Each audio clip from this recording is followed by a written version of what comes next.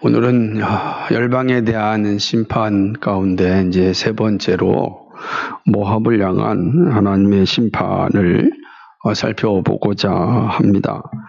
예레미야 선지자는 이스라엘을 중심으로 펼쳐져 있는 그 열방을 향하여서 한 나라씩 하나님의 심판의 메시지를 전하고 있습니다. 우리가 첫 번째로 이집트를 향한 하나님의 심판을 살펴보았고요. 그리고 동쪽으로 이제 블레셋을 향한 하나님의 심판도 살펴보았습니다.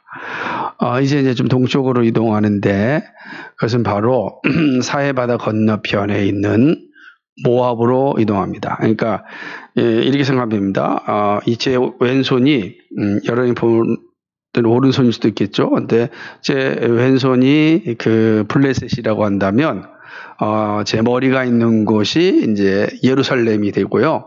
그리고 제 오른손이 있는 것이 모압이 되는 겁니다. 그러니까 이스라엘이 이렇게 되어 있으니까 그리고 이 블레셋은 해안가가 되는 거, 지중해 바다 해안가가 되고 그리고 이 오른쪽 모압은 평지이고 산으로 올라가면은 지금 요르단입니다. 그러니까 이 요르단 땅은 어떻게 되었냐면 이게 예루살렘에서 사해바다로 쭉 내려가서 평야를 만들고 다시 깎아지는 산 위로 쭉 올라가서 똑같이 예루살렘 그 위에 산 위처럼 그 산 위에 요르단 도시가 형성됐습니다.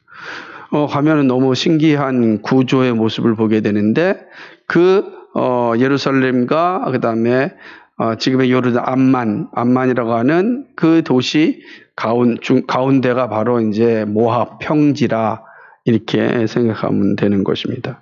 그러니까 이제 모압 평지로 넘어오고 모압 평지에서 이제 위로 올라가면 암몬이 되고 이제 이런 식으로 이제 이 도시가 나라가 이제 형성되어져 있는 것을 보게 됩니다. 자, 하나님께서는 이제 이집트와 그다음에 블레셋을 심판하신 후에 가로질러서 이제 모압과 암몬을 이제 심판하게 되는 겁니다. 48장에서는 이제 모압에 대한 심판인데 모압과 암몬은 이제 같은 형제죠. 모압과 암몬이 어떻게 시작되었는가 이렇게 생각해 보면은 우리가 잘 알고 있는 창세기로 넘어가서 소돔과 고모라성 소돔성의 멸망을 이제 생각하면 됩니다. 소돔성에는 누가 살고 있었냐면은 아브라함의 조카 롯이 살고 있었잖아요. 거기 하나님의 심판이 일어나서 하나님께서 불러서 소돔성을 심판하십니다. 그때에 롯과 그의 딸 둘과 그다음에 롯의 아내가 이제 탈출합니다.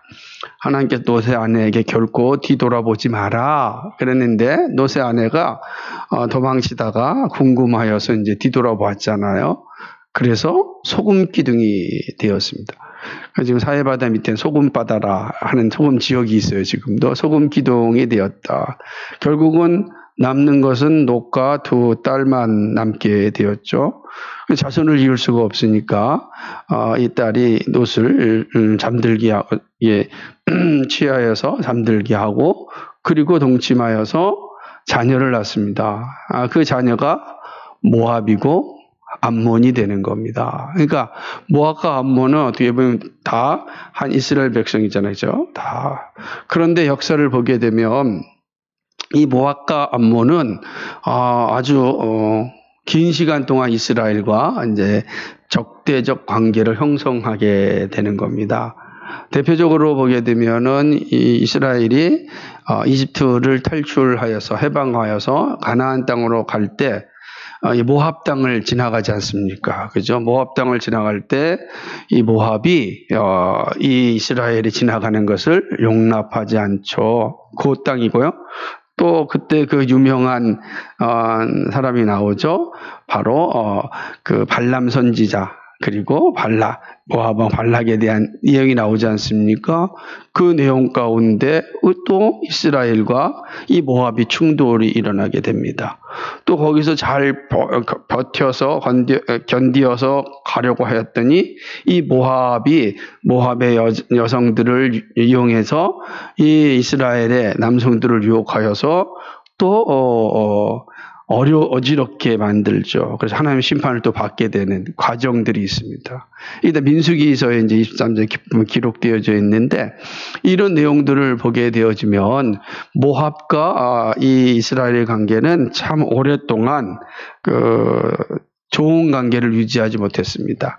이런 모압이 이스라엘을 향한 이런 행위로 인하여서 이스라엘은 결정을 하게 됩니다. 어떤 결정을 하게 되냐면 모압과 암몬은 영원토록 여호와의 총회에 들어올 수 없다라고 결정하게 되는 거죠. 그게 신명기 23장 3절로부터 6절까지의 내용이에요. 그건 한번 찾아보시겠어요? 그러니까 신명기 23장 3절로부터 6절은 이 모압과 암몬에 대한 이 하나님의 결정 사항을 이제 보게 되는데 그 내용이 많은 생각을 하게 합니다. 자, 같이 한번 읽겠습니다. 쭉 같이 읽을까요? 시작. 암몬 사람과 모압 사람은 여호와의 총회에 들어오지 못하리니 그들에게 속한 자는 10대뿐 아니라 영원히 여호와의 총회에 들어오지 못하리.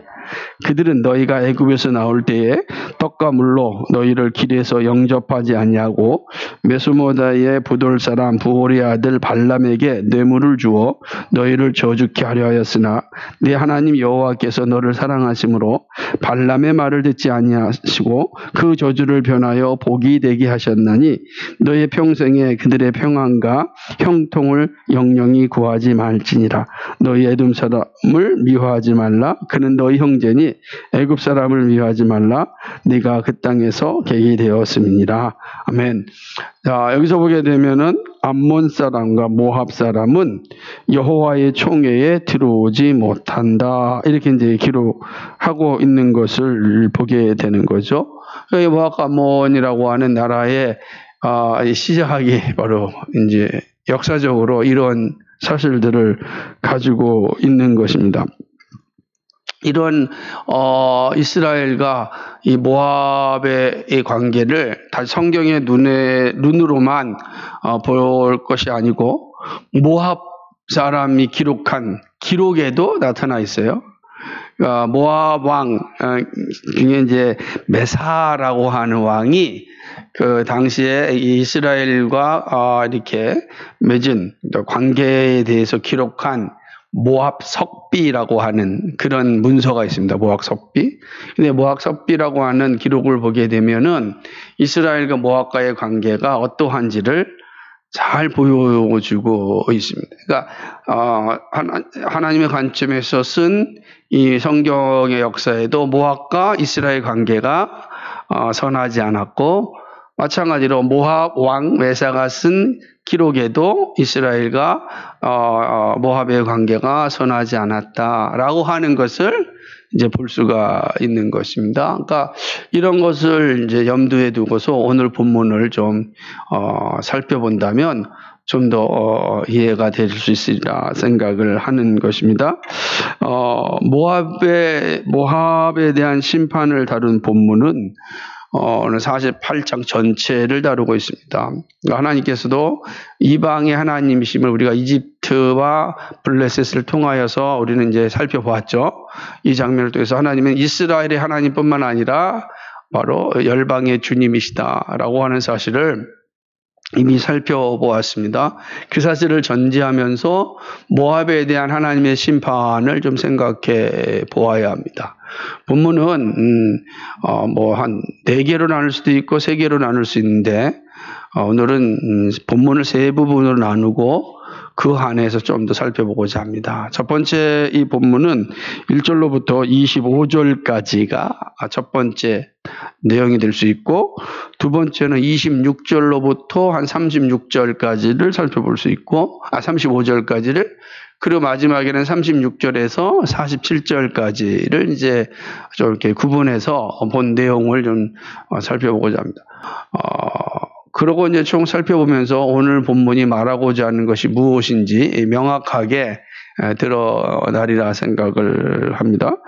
1절과 25절의 말씀은 모압이 받을 심판에 대해서 기록하고 있는데 그 심판을 두 부분으로 나눠서 이제 이야기하고 있습니다. 우선은 오늘 우리가 읽은 1절로부터 10절 까지를 통하여서 모압이 바벨론의 공격으로 황폐하게 당할 것이고 수치를 당할 것이다 라는 사실을 이제 말씀하고 있습니다. 우리가 지금 읽어보았던 것처럼 모압에 대한 말씀이라 1절로 시작하면서 이 모압의 도시들이 완전히 이제 멸망하고 사람이 살지 못하는 곳이 될 것임을 선언하고 있는 것을 보게 됩니다. 첫 번째 도시는 이제 느보라고 나오죠. 느보라고 하는 곳은 우리 잘 기억하면은 떠오르는 사람이 있죠. 모세가 이제 주었던 곳이 바로 느보산 아닙니까? 거기가 모압 평지입니다. 지금도. 그러니까 그 느보라고 하는 성, 또 기라다임, 미스갑, 헤스본, 맘멘, 호로나임, 루잇, 언덕들 이 모든 것들은 다 이 모압에 있는 도시들입니다. 그러니까 모압은 사실은 평지와 언덕으로 이루어졌기 때문에 이런 지형에 있는 이 모압의 도시들을 이야기합니다. 그런데 그 도시들을 일일이 이야기하면서 말씀하시는 목적이 어디 있냐면 그 도시들이 다 멸망하게 될 것이다 라고 이야기하죠. 사람이 살지 못하게 될 것이다 라고 이야기합니다. 그렇게 얘기하는 것입니다.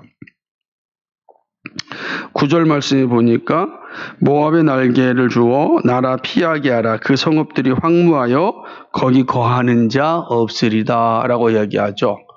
여기서 이제 모압의 날개를 주어 나라 피하게 하라 라고 하는 거면 모압의 이 성읍에서 떠나게 하라 뭐 이렇게 이제 해석할 수도 있는데 또 이 본문에 대해서 또 다른 해석은 이게 재밌더라고요. 영어를 보게 되면은 킹 제임스 버전에서는 이걸 이제 날개를 주라 이렇게 돼 있는데 NIV 버전을 보게 되면은 여기에 이제 소금을 치라 이렇게 해석을 합니다. ESV 버전은 이제 뭐 날개를 주라 이렇게 되어 있거든요. 근데 이 의미는 같은 의미잖아요. 날개를 줘서 떠나게 하든 소금을 치면은 땅에 소금을 치면 어떻게 되겠어요? 땅이 황폐하게 될 거 아니에요. 땅에 황폐하게 되면 사람이 살 수가 없겠죠. 그러니까 이거 아주 철저한 하나님의 심판을 이제 의미하는 그런 내용을 이제 담고 있는 것을 보게 되는 것입니다. 4절을 여러분 보시게 되면은 영아들의 울부짖음을 이제 기록하고 있어요. 그 땅에 바벨론에 의하여 집합할 때 이스라엘의 모든 성읍에서 통곡하는 소리가 들렸던 것처럼 모압의 모든 성읍에서도 이런 통곡하는 소리가 나는 거예요. 근데 이 영아들의 울부짖음이라고 하는 것은 그 참상을 분명하게 보여주는 것 아니겠습니까? 조금만 두려움이 와도 영아들은 울잖아요. 아이들은 우는데 그런 사실은 이제 이야기하고 있는 것이죠. 이런 모압이 이렇게 심판을 받게 되는 이유가 어디에 있는가? 그것을 하나님은 선지자를 통해서 지적하는데 7절 말씀에 기록되어져 있습니다. 그들이 뭐라고 얘기하죠? 공작과 보물을 의리하였으므로 너도 취함을 당할 것이다. 이렇게 말씀하고 그모스는 뭐냐면 모압이 섬기는 신입니다. 모압 신이 그모스예요. 그모스 신을 섬기는데 그들도 포로로 잡혀갈 것이다. 이렇게 말씀하는 거죠. 여기서 공작과 보물이다라고 하는 것은 무엇을 말하고 있냐면 그들 자신들의 업적이나 그리고 자신이 가지고 있는 물질을 이제 의지하는 겁니다. 내가 가진 업적들, 내가 가진 물질들이 자신의 힘이 되는 거죠. 여러분, 그 눈에 보이는 업적이나 물질을 가지고 있으면 좀 어깨에 힘도 들어가고 그러지 않겠습니까? 사람들은 자꾸만 이런 일들을 통하여서 자신을 드러내는데 모압이 그런 거죠. 나중에 보겠지만은 모압은 자신들의 용사였거든요. 전쟁에 능한 자였어요. 그래서 자신만만하였고 그로 인하여서 그들의 성읍이라고 하는 성읍은 그들의 업적들이죠. 그리고 그들은 많은 부를 가지고 있었고 그것만 있으면 우리는 누구와의 싸움에서도 우리는 이길 수 있다라고 생각하는 거죠. 그리고 그러한 것을 가져다 주는 신이 누구냐? 그모스라는 거예요. 그러니까 그들에게가 이 부를 가져다 주는 신, 그 신이 있고 그 신이 주는 실제 열매만 있다면 무서울 것이 어디 있겠느냐라고 이야기하는 것이죠. 그런데 하나님께서 뭐라고 얘기하십니까? 8절 한번 읽어볼까요? 8절에 보니까 파멸하는 자가 각성에 이를 것인즉 한 송도 면치 못할 것이며 골짜기는 회파되며 평원은 파멸되어 여호와의 말씀과 같으리라. 골짜기가 어떻게 된다고요? 다 회파된다는 거죠. 평지라고 하는 것은 다 이게 평지에서는 지금도 지금도 농사 짓고 있는데 평지라고 하는 것이 다 파괴되고 마는 것이죠. 그러니까 한 성도 성취임이 다 이 바벨론에 의하여 가지고 심판을 받을 것이다라고 하는 사실을 보여주는 것이죠. 그러면서 10절에서 아주 무서운 말씀을 하는데 선지자에게 하는 말입니다. 이거는 너는 뭐라고 하죠? 모압에 대한 심판을 선언하는 일에 게으르지 말라라고 이야기합니다. 바르게 전하지 않으면 저주를 당할 것이다. 이런 표현을 하는 겁니다. 이 되게 중요한 의미를 가지고 있죠. 선지자에게 하나님의 말씀을 정직하게 전해야 된다. 그 모습이 안타까워서 혹은 두려워서 왜곡하면 안 된다라고 하는 겁니다. 하나님의 말씀을 전하는 데 있어서 게으르는 것은 하나님의 심판을 받는. 저는 이 말씀 앞에 참 많은 두려움을 이렇게 받게 되는 거죠. 말씀을 받은 자가 어떠한 자세를 가지고 있어야 하는지를 하나님께서 아주 냉철하게 이제 말씀하고 있다고 보는 것이죠. 게으르지 말라는 거예요. 하나님의 말씀을 선포하는 일에 게으르면 안 된다라고 하는 거죠. 이건 이제 10절까지 이제 내용이죠. 11절과 25절에서는 모압이 누렸던 풍요가 하나님의 심판 앞에서 얼마나 무익한가라는 것을 이제 보여주고 있습니다. 11절을 우리가 읽지 않았지만은 11절 내용을 보게 되면 모압의 주 생산이 포도였음을 알게 됩니다. 그러니까 모압은 포도가 많이 생산되는 곳이고 또 포도 열매를 통하여 포도주를 많이 마셨던 그런 곳입니다. 그런데 그 포도원이 황무지가 될 것이다라고 이야기하는 것이죠. 그곳에서 나왔던 모든 포도주들이 이제 쓸모 없게 될 것이다. 라고 이야기하는 겁니다. 쓸모없게. 처음에는 포도원들이 잘 됐을 때는 그 향이 얼마나 널리 퍼졌겠어요? 그런데 그 향이 어떻게 된다는 거에 다 썩은 향으로 바뀌는 하나님 심판을 받는 것이죠. 15절을 보게 되면은 모압은 자신만만하게 자신들 어떻게 표현하고 있냐면 이렇게 얘기합니다. 만군의 여호와라 일컫는 왕이 같이 마더노라. 모압이 황폐되었도다. 그 성읍들은 연기가 되어 올라가고 그 택한 청년들은 내려가서 사륙은 당하니 이렇게 얘기했잖아요. 왜 이렇게 말씀하냐면 14절 말씀 때문이에요. 14절을 같이 읽겠습니다. 시작. 너희가 어찌하여 말하기를 우리는 용사여 전쟁의 맹사라 하느냐. 이렇게 얘기하는 겁니다. 우리는 전쟁의 용사다 우리는. 그런데 어떻게 되는 겁니까? 이들이 15절에 있는 말씀처럼 완전히 그냥 박살나는 거죠. 끔찍한 거는 그의 택한 청년들은 내려가서 살육을 당합니다. 앞절에서는 영아들의 웃음소리가 끊임없이 나타날 것이고 여기서는 청년들이 살육을 당하는 거예요. 그러면 더 이상 이제 그 성이 존재할 수 있는 기반이 다 사라지고 많은 것임을 보여주게 됩니다. 모압의 재난이 임하고 수치를 받고 황폐하게 될 것임을 반복하여서 이야기하고 있는 것입니다. 18절은 디본에 거하는 딸아 내 영광 자리에서 내려 메마른 데 앉으라 라고 이야기하는 겁니다. 모압을 파멸하는 자가 올라와서 너를 쳐서 내 요새를 파하였습니다. 여기서 디본은 당시에 아마 모압의 수도로 생각할 수가 있는 겁니다. 이 완전히 파괴되어져 버리고 말 것이다. 이렇게 이야기하는 것이죠. 바벨론 영화에서 수도 자체가 멸망하게 말 것이다 라고 이야기하는 것입니다. 그 절정이 어디 있는가? 25절 말씀입니다. 이제 그 다음부터는 쭉 해서 그 도시를 열거한 다음에 계속 열거합니다. 20절부터 이 모압이 수치를 당하며 애곡할 것이다 라고 하면서 24절까지 다시 한번 모압의 도시들을 열거합니다. 그럼 25절에 뭐라고 얘기하죠? 읽어볼까요? 시작. 모압의 뿔이 찍혔고 그 팔이 부러졌도다 여호와의 말이니라. 뿔이라고 하는 것은 왕권을 상징하고 권능을 상징하는 겁니다. 그런데 모압의 뿔이 부러진 겁니다. 그들이 가지고 있는 권능과 그들이 가지고 있는 능력과 그들이 자랑하였던 모든 것들이 다 꺾여졌음을 이야기하는 것이죠. 그죠?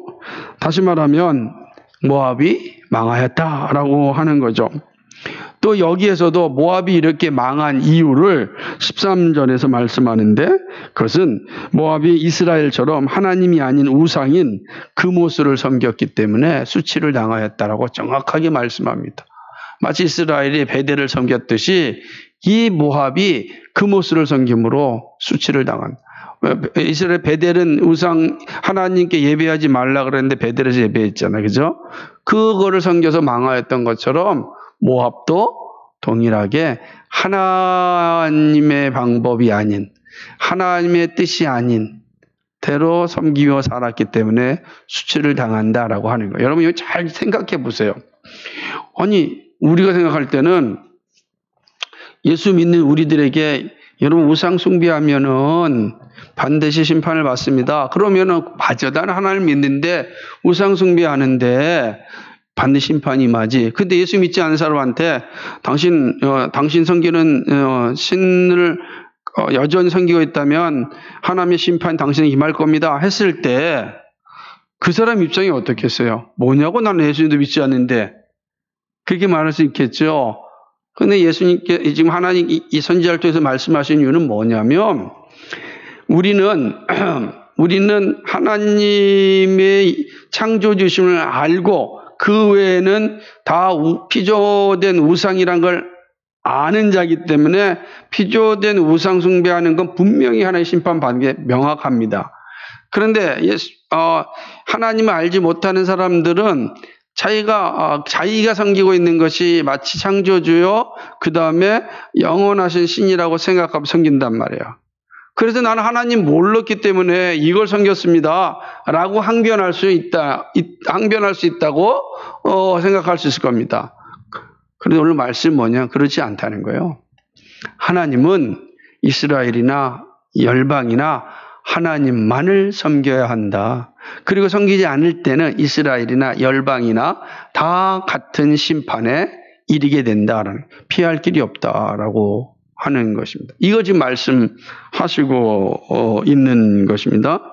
그러니까 결국은 이스라엘처럼 모압도 이렇게 심판을 받게 될 것임을 이제 말씀하고 있는 내용들을 보게 되는 것이죠. 그리고 이제 26절과 35절에서는 하나님께서 모압을 어떻게 심판하시는지를 말씀합니다. 크게 아래는 이제 작은 첫 번째 두 가지였다면 이제 큰 두 번째는 26절, 36절은 모압을 어떻게 심판하시는지를 구체적으로 말씀하고 있는데 하나님께서 모압이 수치를 당하게 할 것이다 말씀하셨잖아요. 그죠? 너희가 수치를 당할 것이고 애곡할 것이고 이렇게 말씀하셨잖아요. 그럼 어떤 것이 모압이 당하고 있는 수치인가? 그 모압이 당하는 수치를 하나님께서 이렇게 이야기합니다. 참 진짜 수치스러운 모습인데 36절 한번 보겠습니다. 26절 한번 볼까요? 같이 시작. 모압으로 취하게 할지어다. 이는 그가 나 여호와를 거스려 자만함이라. 그가 그 토한 곳에서 굶으로 조롱거리가 되었느니. 하나님께서 그를 술에 취하게 하고 그 다음에 어떻게 한다는 겁니까? 술 취한 사람이 먹은 걸 다 토했잖아요. 그죠? 근데 그 토한 것에서 뒹구는 겁니다. 여러분 생각해 보세요. 우리가 술 취한 것만 봐도 참 마음이 아프잖아요. 응? 왜냐하면 술 취하면 자기가 지금 무엇을 하고 있는지 모르는 거예요. 그런데 그 사람은 자기가 토한 것에서 뒹구는 거예요. 얼마나 이게 기가 막히겠습니까? 여러분 한번 생각해 보세요. 하나님께서 모압을 그렇게 수치를 당하게 할 것이다. 추하게 만드는 것이죠. 추한 자리인 거죠. 하나님께서 모압을 이렇게 추한 자리에 이르게 한 이유를 말씀하는데, 그것은 뭐냐면 이 모압이요, 이스라엘을 향하여서 조롱하였기 때문입니다. 이스라엘을 어떻게 조롱하였냐면 마치 이스라엘이 도둑질한 것 같아. 도둑놈이라 생각합니다. 도둑놈이라고 여기고 이스라엘을 조롱하였던 것입니다. 그 얘기를 하는 거죠. 27절에 보니까 네가 이스라엘을 조롱하지 아니하였느냐? 그가 도적 중에서 발견되었느냐? 네가 그를 말할 때마다 내 머리를 흔드는도다. 무슨 말이야? 이제 도둑놈 맞아. 하나님 묻는 겁니다. 이스라엘이 도둑질 했냐? 네 봤냐? 라고 하는 거예요. 그런데 이 모압은 이스라엘을 그렇게 여긴 겁니다. 이건 사실은 다른 말로 하나님을 조롱하는 거거든. 하나님을 조롱하고 있는 겁니다. 하나님을 조롱. 하나님께서 이러한 모압을 향하여서 아주 분명하게 심판을 좀 말씀하는 것이죠. 하나님은 이렇게 지금 이스라엘을 조롱하고 있는 모압을 향하여서 그들은 교만한 자라라고 분명하게 선언합니다. 29절에 보니까 우리가 모압의 교만을 들었나니, 그러면서 이렇게 얘기합니다. 심한 교만 곧 그의 자고와 오만과 작은가 그 마음의 거만이라. 계속 강조하는 거예요. 그러니까 모압이 얼마나 교만한지를 계속 다른 말하는 거예요. 그러니까 이 모압의 교만에 대해서 하나님께서 정확히는 그 교만의 실제가 뭐냐면 이스라엘을 조롱하는 거예요. 있지도 않는 일을 있는 것처럼 생각하고 조롱하는 거죠. 그 조롱에 대하여서 하나님께 기억하시고 지적하시고 있는 겁니다. 뿐만 아니라 35절에 있는 것처럼 나 여호와가 말하노라 모압산 땅에서 제사하며 그 신들에게 분향하는 자를 내가 그치게 하리라. 너의 우상 숭배. 그러니까 이 모압이 수치를 당하고 심판을 받는 이유는 뭐냐? 그들의 교만과 그들의 우상 숭배다. 이게 분명하게 이야기하고 내가 우상 숭배하는 것을 그치게 하겠다라고 이야기하고 있는 것입니다. 그러니까 이 내용들이 지금 6절에서 35절까지의 내용이죠. 이스라엘이 이 모압이 가지고 있는 교만과 우상 숭배에 대하여 하나님께서 심판하신다고 선언하시는 거죠. 그리고 마지막 이제 세 번째 36절과 47절은 모압을 향한 하나님의 마음을 이제 말씀합니다. 그러니까 여러분 생각하세요. 이게 수치를 당하고 곧 멸망을 당하고 사람이 살지 못하는 상황이 되었고 청년들이 학살을 당하고 영아들이 소리 질러 울부짖고 있고 참으로 누가 봐도 부끄럽다라고 생각하는 그런 상황 가운데 있습니다. 그렇죠? 그러니까 슬픔이 있는 곳이죠. 그럼 어떻게 되겠습니까? 그런 거 보면 우리가 마음이 좀 짱하지 않습니까? 그죠? 하나님의 마음은 어떤가? 그게 이제 36, 47절인데요. 오히려 하나님은 모압을 향하여 애곡합니다. 애곡한다. 통곡한다는 거죠. 보십시오. 36절 같이 읽어볼까요? 시작. 그러므로 나의 마음이 모압을 위하여 피리같이 소리하며 나의 마음이 길헤레스 사람을 위하여 피리같이 소리하나니 이는 그 모았던 재물이 없어졌음이니라. 피리를 분다. 피리 소리는 장례식 때 하는 소리를 얘기합니다. 그러니까 고대 장례식 때는 이 피리 소리로 이제 그의 슬픔을 이제 표현하는 거예요. 그의 슬픔. 지금 뭐라고 말씀하고 있냐면 하나님께서 모압을 향하여 이런 마음을 가지고 있는 거죠. 왜 그렇습니까? 모압이 의지하였던 재물이 없어졌다. 그래서 모압이 뭘 의지하고 있었냐면 이들은 끝까지 재물, 자기에 있는 재물, 그것이 전부라고 생각한 거죠. 결국은 그 재물이 없어지고 난 뒤에 이들에게 나타난 실체가 뭐냐?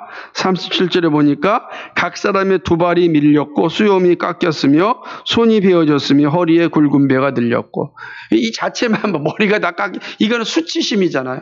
그러니까 그들이 의지하였던 모든 것이 사라졌을 때 그들에게 남는 것은 이런 허상이에요.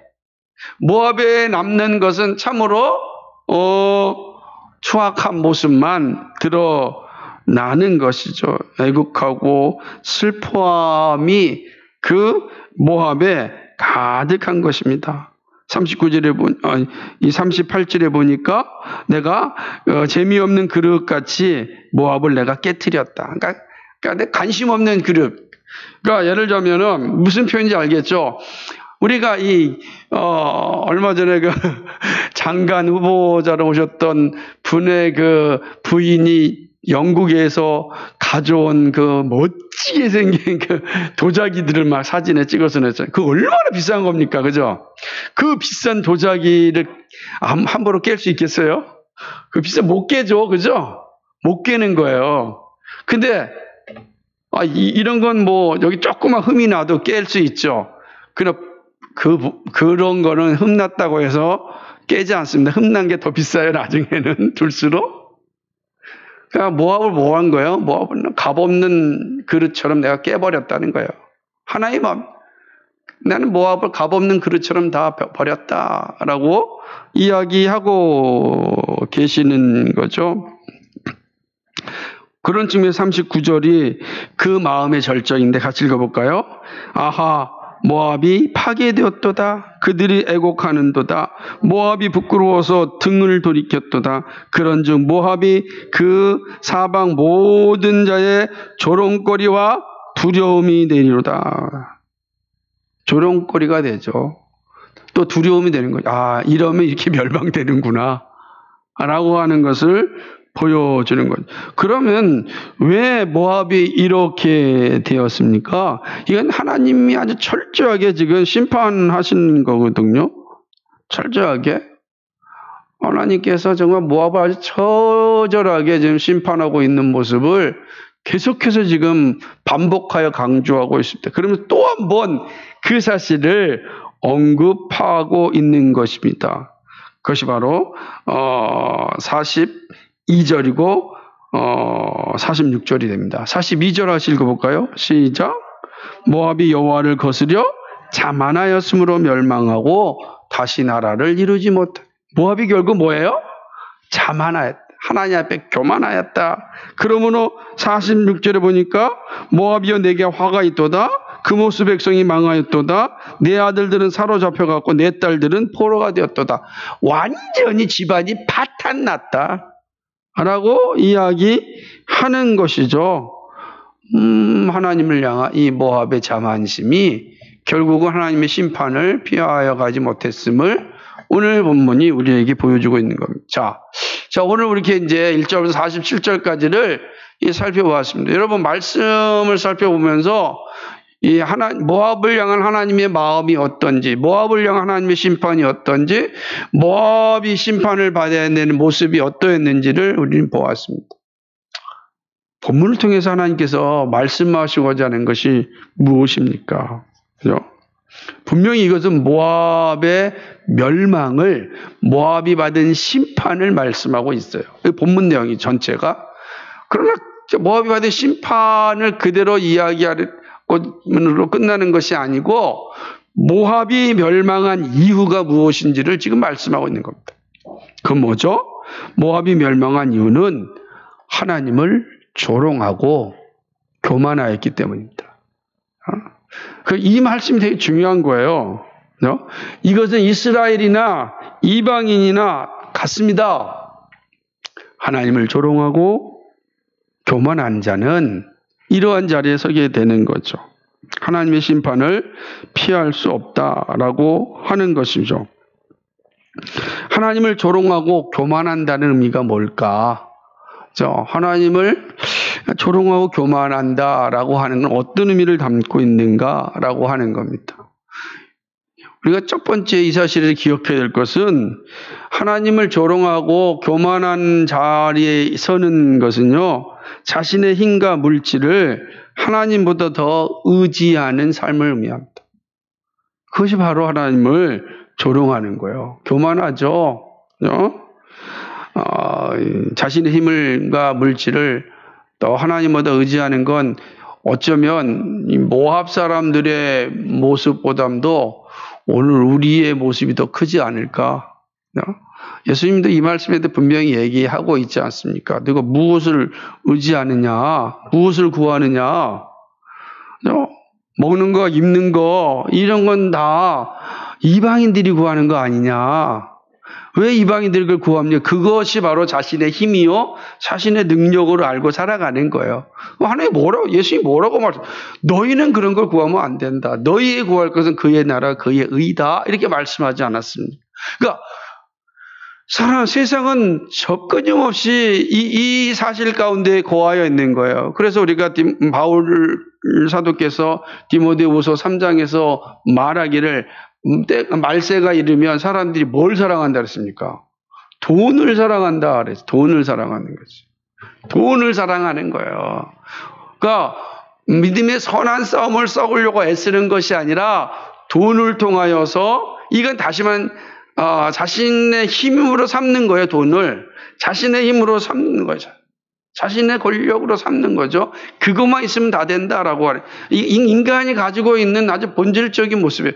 이 사실은 2000년 전에도 사람들이 돈을 사랑할 것이며 이렇게 얘기했잖아요. 그런데 그 2000년 전만 돼도 1000년 전에도 지금 그렇게 얘기하고 있는 거예요. 그러니까 인간이 이 물질로 인하여서 하나님을 삼으려고 하는 이 역사가 얼마나 오래되었는지를 보여주는 것 아니겠어요?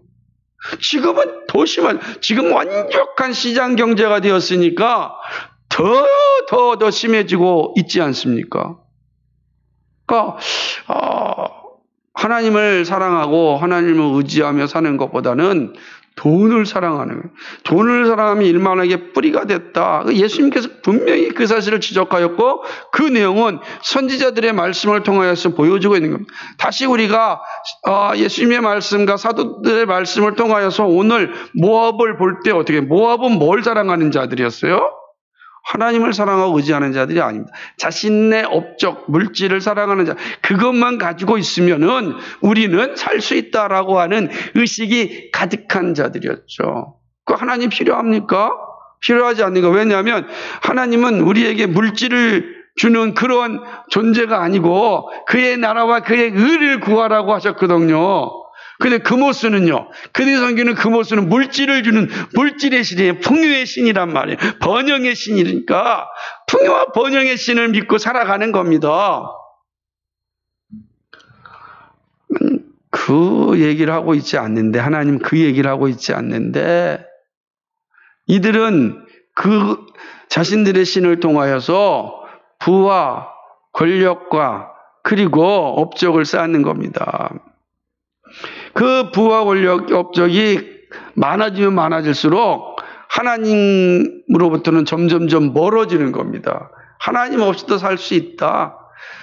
하나님이 우리를 지켜주는 것이 아니고 우리가 가지고 있는 부와 권력과 우리 업적들이 우리를 지켜준다라고 생각하는 거죠. 그 하나님 조롱하는 거죠. 교만한 거죠. 그 하나님께서 한순간에 싹 가져가시는 거잖아요. 한순간에 가져가는 거예요. 바벨론을 통하여 한순간에 사라지는 거죠. 그렇게 이야기하시는 겁니다. 우리가 잘 알고 있는 어리석은 부자의 이야기도 마찬가지지 않습니까? 아무리 많은 재물을 쌓아놓는다는들 오늘 밤에 내 생명을 앗아가면 무슨 의미가 있겠느냐. 아무 의미가 없는 거죠. 그런데도 사람들은 여전히 돈을 사랑하고 그거 없으면 우리는 살 수 없다. 정말 없으면 힘들고 어려운 인생이죠. 누가 부정합니까? 그러나 그것이 우리의 목적이 아니고 우리의 믿음의 대상이 아니고 우리의 삶의 근거가 아니라는 겁니다. 그건 하나님이 우리에게 주시는 선물입니다. 우리가 그의 나라와 그의 의를 구하기 위하여 살면 하나님께 주신다라고 하는 것이죠. 이 믿음이 순서가 바뀌면 안 된다는 겁니다. 우리가 그의 나라와 그의 의를 위하여서 열심히 준비하고 열심히 노력하고 열심히 사는 거예요. 그것을 구하기 위해 사는 겁니다. 왜냐하면 하나님 그렇게 사는 자에게 하나님께서는 먹는 것과 입을 것을 주신다. 약속하시지 않습니까? 그러니까 이 사실을 잊어버리면 안 돼. 왜 그러냐? 이게 바뀌는 순간 하나님은 우리에게 더 이상 필요한 존재가 아닙니다. 하나님은 우리 하나님이 되지 않고 나는 하나님의 자녀의 백성 되는 것을 포기합니다. 그렇게 되어가는 거죠. 그러니까 결국은 하나님의 심판 앞에 서게 되는 것이죠. 그래서 바울이 일만하게 뿌리가 된다라고 말씀하는 겁니다. 일만하게 뿌리를 가지고 있는데 멸망하지 않고 되겠습니까? 일만하게 뿌리의 핵심 하나님을 조롱하고 교만한 죄죠. 교만죄죠. 이게 정말 무섭습니다. 예수님은 나는 뭐라 그랬습니까? 온유하고 겸손한 자라 그랬어요. 하나님의 나라의 백성의 삶은 겸손하는 겁니다. 하나님의 뜻을 행하기 위해 살아가는 건데 이들은 그렇게 살지 않은 거죠. 결국은 심판의 자리에 서게 되는 것이다 라고 하는 사실을 선명하게 지금 보여주고 있습니다. 그러니까 무엇을 의지하느냐가 참 중요합니다. 특별히 자본주의 사회에서는요 더더욱 이 중요한 거죠. 두 번째로는요 하나님을 조롱하고 교만함이 무엇이냐면은 하나님의 말씀을 순종하지 않고 신뢰하지 않는 겁니다. 이게 정말 중요한 고백인데요. 오늘 우리가 지금 잠언을 계속해서 매일 묵상하고 있는데 잠언에서 한결같이 말하고 있는 것 중에 하나가 뭐냐면은 너의 등불이 무엇이냐, 너의 길을 밝혀줄 것이 뭐냐, 네가 의지할 것이 무엇이냐라는 거예요. 그 다른 것이 아니라 지혜라. 하나님의 말씀이라 라고 하는 거예요. 말씀이 너의 삶의 등불이고 말씀이 너의 길의 빛이다. 시편 기자 고백하였던 것처럼 동일하게 이야기하는 겁니다. 그런데 사단은 음료로 변한 사단은 끊임없이 무엇을 요구하냐면 하나님의 말씀 없이도 얼마든지 살 수 있다라고 자신하는 겁니다. 자신이에요, 자신. 그게 영적 교만이죠. 그러니까 내가 지금까지 이렇게 살아왔다. 오늘 모압이 그런 얘기야. 나는 용사. 우린 전쟁의 용사다. 우린 전쟁의 맹사다. 아주 그냥 자신만만한 거예요. 누가 쳐들어와도 우리는 얼마든지 이겨낼 수 있다. 라고 하는 이 교만함이 가득한 거 아닙니까? 사람들이요. 이 음료의 유혹에 빠지면은 이제 더 이상 하나님의 말씀이 내 삶의 기준이요. 등불이라고 생각하지 않습니다. 자신의 경험과 자신의 지식이 힘이요 능력이라고 생각하는 거죠. 그럼 하나님을요 온전히 신뢰하지 않죠. 하나님을 믿지 아니하면은 그 순간부터 하나님의 말씀이 들려지지 않는 거예요. 하나님의 말씀이 들려지지 않으면 자신들이 만든 신을 소유하게 되는 것이고 그 만든 신과 함께 살아가게 되는 것입니다. 결국은 멸망의 자리에 서게 되는 것입니다. 누구도 예외가 없음을 잘 보여주는 것입니다. 하나님의 진리 가운데 서서 살아가는 것처럼 중요한 게 없잖아요.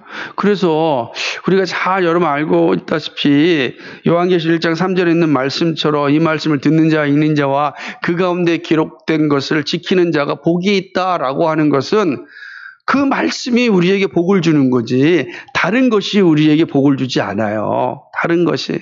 그래서 이 말씀을 끊임없이 강조하잖아요. 우리 잘 아는 디모데후서 3장 15절부터 18절에 있는 말씀처럼 이 말씀은 우리로 하여금 뭐하게 한다 그랬어요? 온전케 한다. 온전케 한다. 이 하나님의 말씀 우리를 온전케 하는, 이게 최고의 복이거든요. 온전케 함으로 하나님이 주시는 은혜를 누리는 거죠. 그런데 하나님을 조롱하고 교만한 자들은요, 결코 이 하나님의 말씀을 통하여 온전케 되는 은혜를 누리지 않습니다. 음료의 유혹에 빠져서 기웃거리며 살아가는 것이죠. 그 말씀이 나의 등불이요 길이라고 인식하고 생각하지 않습니다. 일반적인 모습이죠. 근데 이 시대도 그렇지만, 예수님 당시도 그렇지만 오늘도 마찬가지 아니겠어요? 오늘은 더 하잖아요. 오늘이 과학주의 시대잖아요. 얼마나 대단합니까? 오늘은 또 어떤 시대입니까? 얼마나 이 사상이 많이 발달하였습니까? 그리고 과학과 사상을 통하여서 끊임없이 성경을 비판하고 성경의 문제점을 끄집어내서 마치 하나님 자체가 문제가 있는 것처럼 드러내고 있는 시대 아닙니까? 누가 우리의 삶의 기준을 삼았느냐라고 끊임없이 질문하면서 우리는 하나님이 생겨준 기준 없이도 얼마든지 살 수 있다, 이렇게 이야기하고 있는 시대 아닙니까? 정말 무서운 시대죠. 하나님을 조롱하는 시대입니다. 제가 오늘 올린 말씀 나눈 오늘 잠언 말씀에서도 보면은 동일하게 기록되어 있어요. 저는요, 왜 지금 이 시대가 위험한 시기고 위기의 시대냐? 그것은 우리의 기준을 바꾸고 있기 때문입니다. 아주 치밀하게 바꾸고 있어요. 잠언 기자가 뭐라고 이야기했습니까? 숯불을 안고 있으면, 조금 있으면 옷이 탄다 그러잖아요. 정말 적절한 표현이잖아요. 숯불은 큰 불도 아니에요. 그러나 우리 잘 알잖아요. 작은 불씨가 온 집안을 태우는 거 아니겠어요? 지금 하나님이 세우신 기준을 무시하는 이야기들이 여기저기서 나오지 않습니까? 예? 우리나라 정부가 나서서 못합니까? 결혼의 다양한 형태를 인정해야겠다 라고 이야기하고 있지 않습니까? 자녀에 대한 것도 다양한 형태를 받아들이는 시대가 라고 이야기하고 있는 거예요. 이거 대단히 멋지고 아름답고 시대를 앞서가는 그런 생각인 것 같지만, 그러나 그 근거에는 다 하나님이 세우신 기준을 다 파괴하고자 하는 그런 운동이 있는 거죠.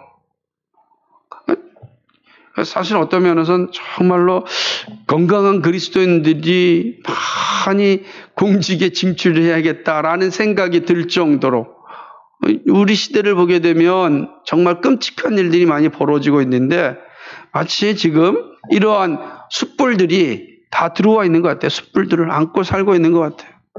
조금 있으면 이 숯불이 불이 나지 않을까, 숯불에. 이런 생각을 할 수밖에 없는 것이죠. 왜 그렇습니까? 이것이 바로 하나님을 조롱하고 교만한 그런 태도인 겁니다. 우리가 하나님을 의지하고 하나님을 경외하는 자의 특징이 뭐죠? 말씀에 순종하는 자잖아요. 말씀에 그가 지혜를 얻는 거거든요. 지혜를 가진 자가 누굽니까? 하나님을 경외하는 자 아닙니까? 하나님을 조롱하는 자가 누굽니까? 하나님을 경외하지 않는 거예요. 모압을 향한 하나님의 심판을 통해서 오늘 우리의 모습들을 잘 기억하고 있어야 되는 것입니다.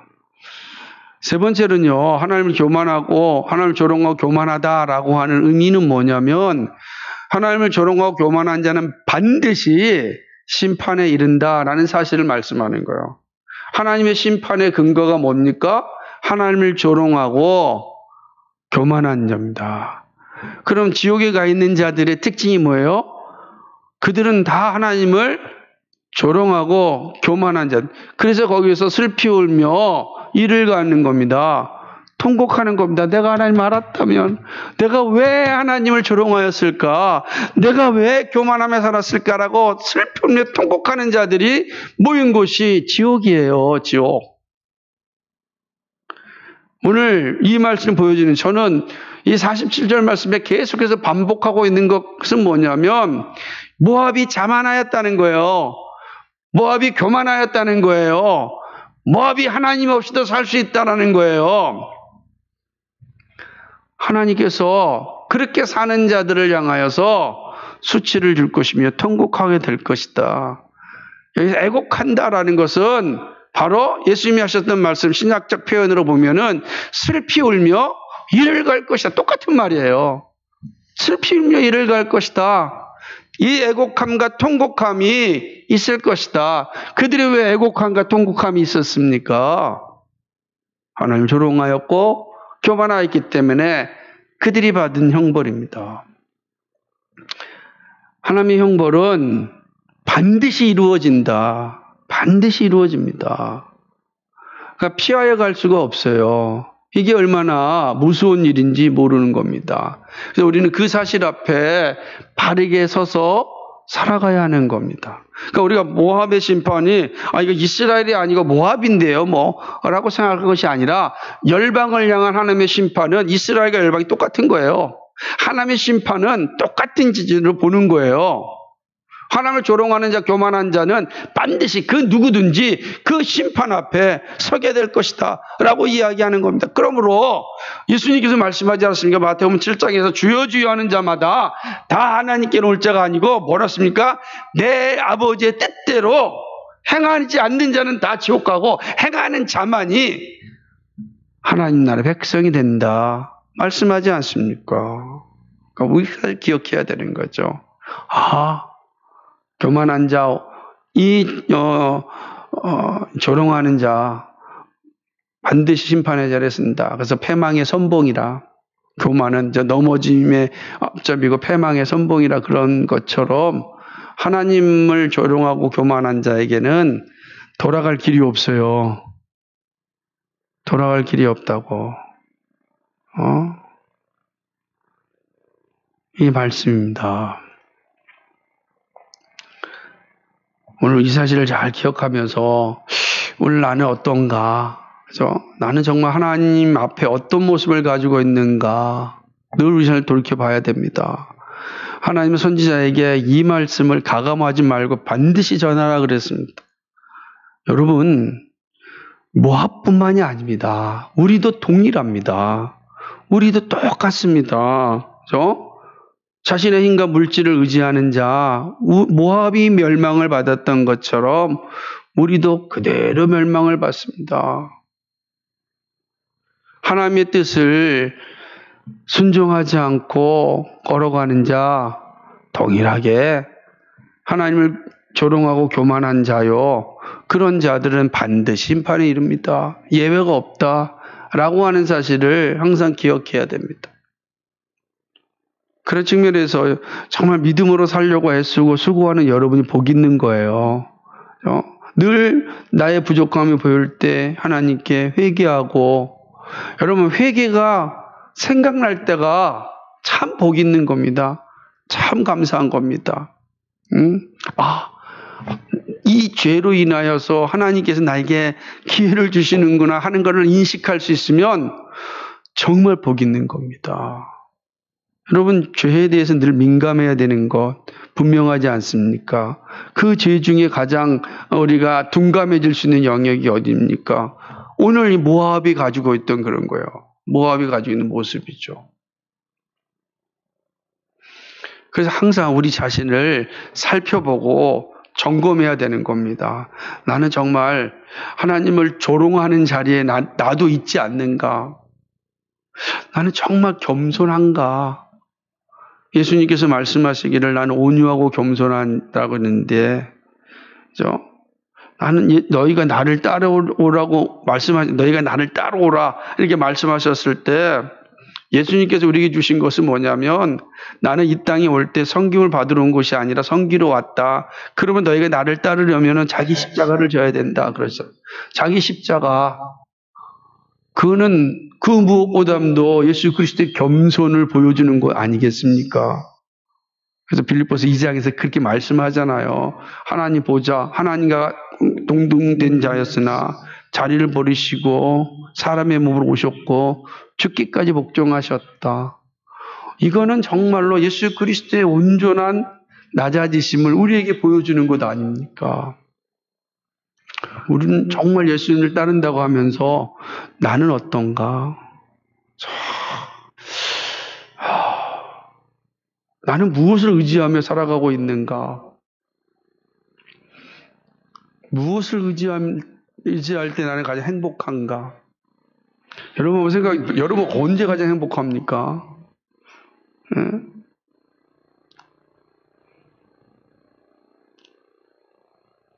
하나님 한 분만으로 만족할 수 있는 믿음이 정말 중요한데,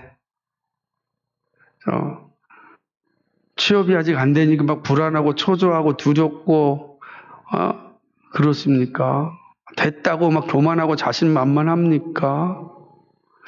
사실은 그 무엇과도 상관없이 정말 하나님 한 분으로 만족하며 사는 게 얼마나 복이 있는가, 얼마나 행복한가. 그죠? 저도 오늘 아까 책을 보면서 정말 이루어지지 않는다 할지라도 감사한 한 구절을 보면서 하나님 고맙습니다. 그랬어요. 사람이 정말 하나님이 알려주시고 인도해 주시는 그 안에서 감사하고 기뻐할 때 우리가 정말로 이 자본주의 세상에서 우리의 영혼을 빼앗아 가려고 하는 이 죄와 싸워 이길 수가 있는 것 아니겠습니까? 그래서 우리 항상 믿음의 주 온전케 하신 예수 그리스도를 바라보면서 가야 됩니다. 그런 측면에서 오늘 늘 정말 하나님의 말씀 앞에 순종하기를 늘 다짐하고 늘 나 자신을 점검하면서 나는 정말 무엇으로 만족하는가, 즐거워하고 있는가, 나는 무엇으로 슬퍼하고 아파하고 있는가를 잘 살펴보면서 정말 나의 나됨이 어디에 있는가를 늘 점검해야 됩니다. 그래서 정말 그리스도의 영광을 위하여서 어렵고 힘들지만 이 믿음의 길을 멋지게 걸어가야 됩니다. 그런 하나님의 사람들이 되기를 간절히 소망합니다. 이 시대는 결코 쉽지 않잖아요. 그래서 더더욱 믿음의 경주가 필요합니다. 끝까지 완주할 수 있는 우리 모두가 되기를 주님의 이름으로 축복합니다. 거룩하시고 자비하신 아버지 하나님 고맙고 감사합니다. 거룩한 주일날 저에게 진리의 거룩한 날 저에게 이 말씀을 주셔서 참으로 고맙고 감사합니다. 하나님 아버지 우리가 무엇을 의지하겠습니까? 믿음의 주 온전케 하신 예수 그리스도를 의지하며 살아가는 저희들 되게 하여 주옵소서. 심판의 자리에 이르는 자가 아니라 영광의 자리에 이를 수 있도록 도와주옵소서. 아버지 하나님 참으로 우리 시대가 정말로 무서운 시대입니다. 음료의 유혹이 너무나도 강한 시대입니다. 오 아버지요, 이 시대를 이기고 죄를 죽이고 주께 영광 돌릴 수 있도록 도와주옵소서. 모함의 길이 아니라 정말 그리스도의 길에 설 수 있는 저희 모두가 되게 하여 주옵소서. 감사하며 예수 그리스도의 받들어 기도하옵나이다. 아멘.